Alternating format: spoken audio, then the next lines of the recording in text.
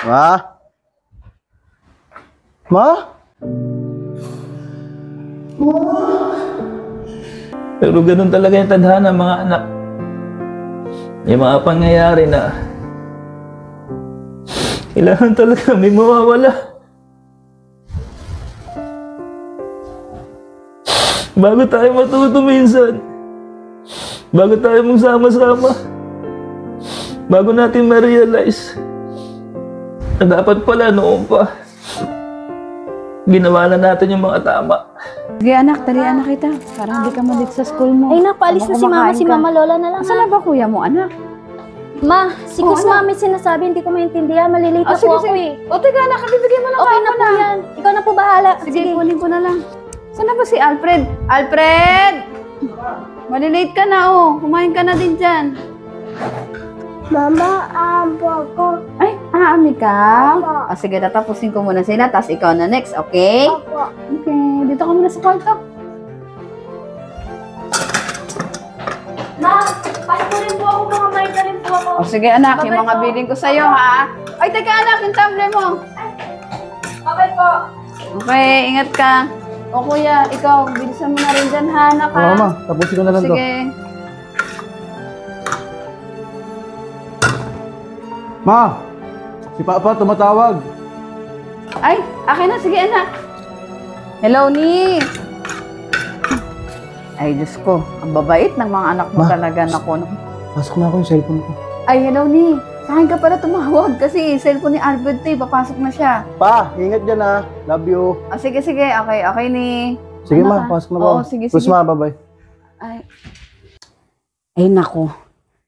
Ano ka ba? Sino ba naman ang mapapagod? Tingnan mo naman. Ang sarap pagsilbihan ng mga bata. O, unang-una, ang sisipag sa eskwelahan. Ang gagalang ng mga bata. Tsaka ito pa, si MJ natin. Nakakatulong na rin sa atin kahit papaano. Nag-aabot-abot. Tsaka yung apo natin, napakagiliw, di ba? Gusto mo ba? Mag-magic na lang ako para makauwi ka na rito. Sabi mo kasi, miss na yung mga bata O, sige na. Kaya, wag ka na masyadong mag-isip dyan. Oo, kayang-kaya ko rito. Oo, sige na, ha? Bye-bye, Ni. Ingat ka dyan, ha? Love you. Pahinga na. Okay, bye. Naku! Naiiwan ko pa ata yung wallet ko sa bahay. Balikan ko na nga. Ma? Ma?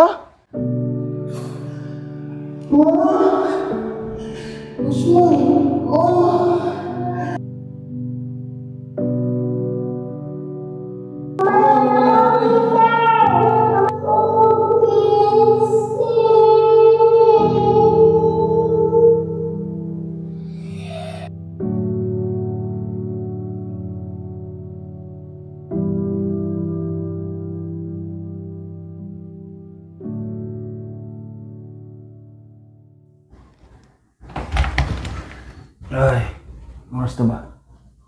Nak, morning. Good morning po. Kumain na ba kayo? Hindi pa po eh. Hindi pa? Oh, yung Alfred mo? Sa labas po. Fred, Nak? Nak? Anong oras na? Ba't wala pa kayong lutong pagkain? Kasi pa. Hindi rin po ako marunong magluto Ganun ba? Ate, hindi nyo? Doon po sa kwarto. Tama.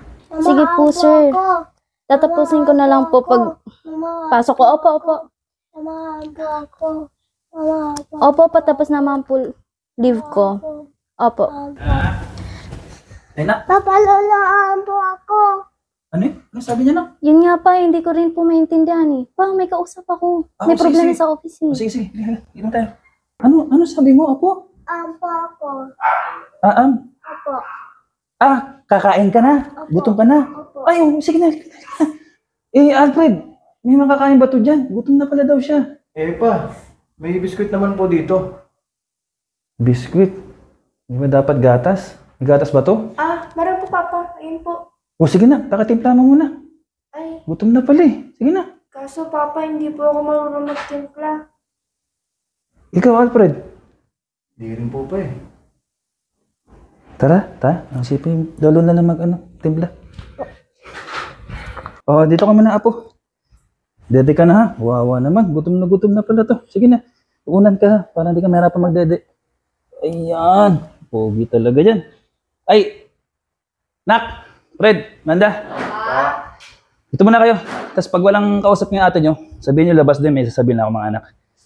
Sige na. Dede ka na. Oh, dito muna kayo, nak. Wala ka na bang kausap? Okay na ba? Okay na po. Ganito mga anak, no? So, ito yung pinakaunang araw na nakalungkot man. Wala na si mama nyo. Ito rin yung panibagong unang araw natin na ako na yung makakasama nyo. May napansin lang ako mga anak kasi Fred, ikaw, ano yung mga kaya mong gawin dito sa bahay? O ano yung mga natutunan mo magmula nung wala ako? Pa, si mama kasi, kahit naman gusto kong matuto, ayaw ko pa gawin. Ikaw, Amanda, ano ba? Paggising, galing school, bago pumasok sa school, ano yung mga kaya mong gawin, anak? Wala din po, Papa. Wala din po. Baka hindi po kasi ako nag-i-insist. Ayun na nga. Ikaw, anak, MJ, kumusta yung sitwasyon niyo rito? Magmula nung wala ako, tapos nagkatrabaho ka. Pa, magmula po kasi na nagtatrabaho ako, hindi ko na po natulungan si Mama maglinis dito sa gawain bahay. Tsaka dito pag-aalaga rin po si Mama rin po. Yung anak, yung sinasabi pala niya kanina,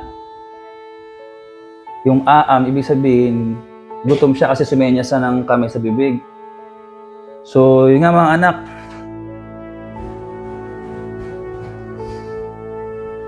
Wala akong sinisisi ha.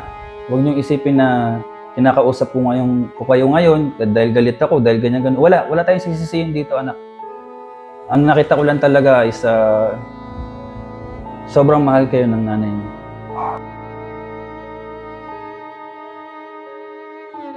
Sobrang mahal kayo ng nanay niyo. Sobrang mahal niya yung apo niya. Pero mga anak, dahil nga hindi na ako aalis, okay lang ba na turuan ko kayo kung ano yung mga pwedeng gawin dito? Hindi po pa. Oo naman, Pa. So, salamat.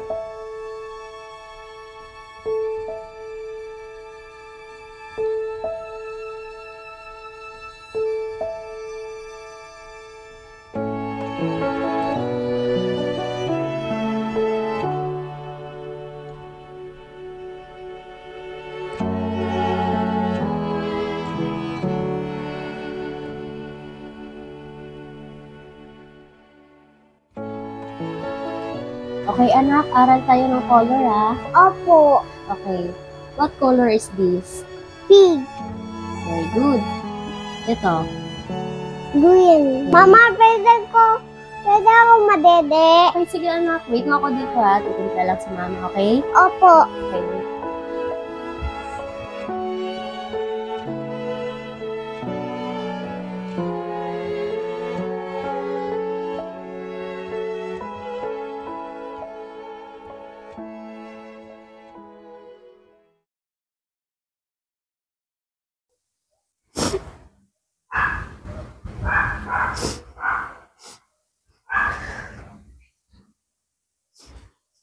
Miss na miss ko na si Mama.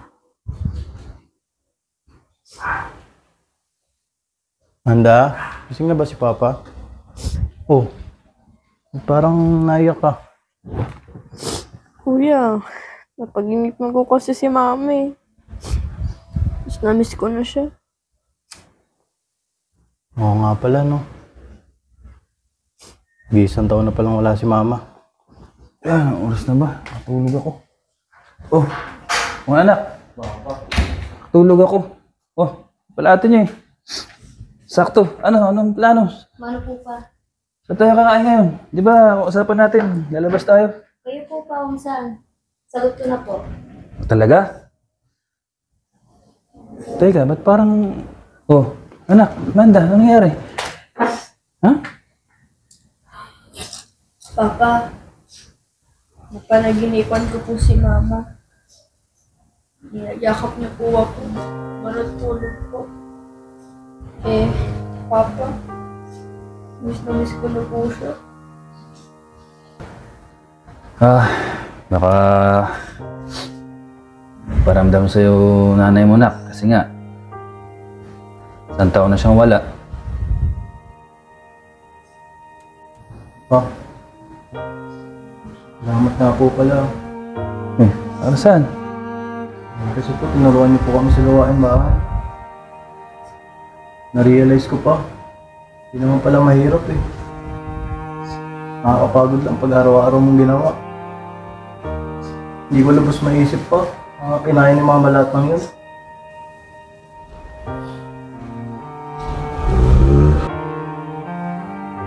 Ako din po pa. Tumatak din po sa isip ko.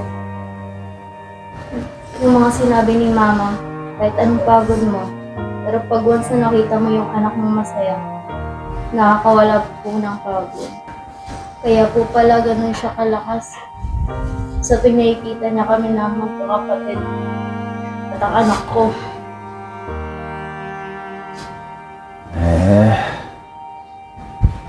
Yun nga yung sabi ko nga sa inyo,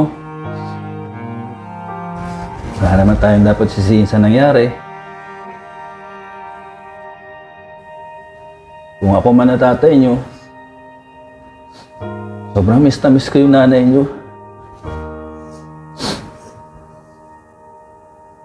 Alam nyo ba kung ano yung huling usapan namin bago siya nawala?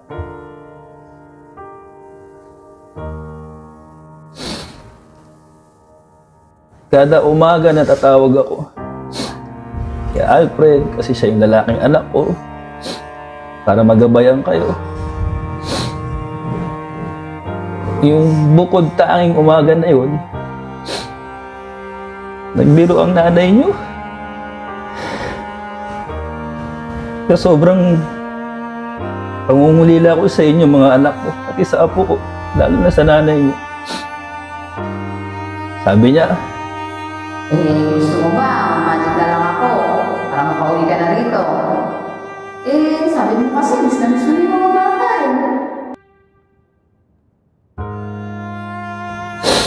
Tinutuo nga ng nanay niyo. Kaya lang ang sakit. Pinauwi nga niya ako para makasama kayo. Kaso siya naman ang kapalit.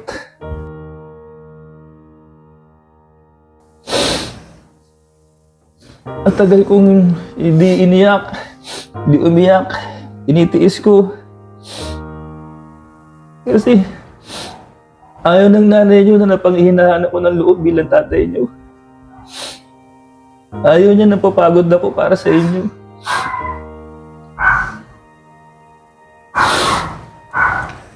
Masaya na malungkot. Masaya ako kasi iniwan niya tayo na mahal na mahal niya kayo. Binigay niya sa inyo lahat. Pero sobrang lungkot kasi 2 taon na lang sana yung usapan namin ng nanay niyo. Titigil na ako dito. Magsasama-sama. Pero wala na magagawa mga anak. At least ako, masaya din ako. Nawala ang nanay niyo. Na mahal niya kayo. At siya mismo sinasabi niya na mahal niyo siya. Kung may babalik lang, Di na lang siguro dapat ako umalis. Pero ganun talaga yung tadhana, mga anak. May mga pangyayari na kailangan talaga may mawawala. Bago tayo matuto minsan, bago tayo magsama-sama, bago natin ma-realize na dapat pala noon pa ginawa na natin yung mga tama. Sa sobrang pagmamahal ng nanay niyo, para sa kanya wala tayong maling ginawa.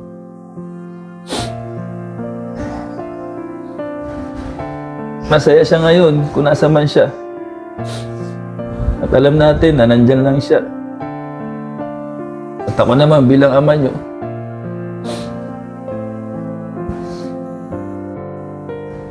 masaya na rin. Kaya kung may dapat kayo pagpasalamatan, mga anak, mama niyo. Kasi kahit dumating sa punto na ako naman yung mawawala, siya pa rin yung nagturo sa inyo para matutunan nyo lahat yan. Mawala man ako, sumunod ba na ako sa nanay nyo? At least, mga anak, alam nyo na lahat at di na kayo mahihirapan. Pa, gusto namin maging masaya si Mama. Kaya pangako namin, naalagaan ka namin pa. Pa, mahaba pa po ang pagsasamahan natin. Pa, kung may gusto ko pa iutos sa akin, sabihin mo lang po sa akin anytime. Salamat mga anak. Salamat. Alagaan nyo rin yung pamangkin nyo. Yung anak mo MJ kasi paborito niya. Baby kita. Lola kita. Ikaw na ang mahal ko. Ikaw ang mahal ko. Love you. Ako ka, nag-iba lumayan na hingi tayo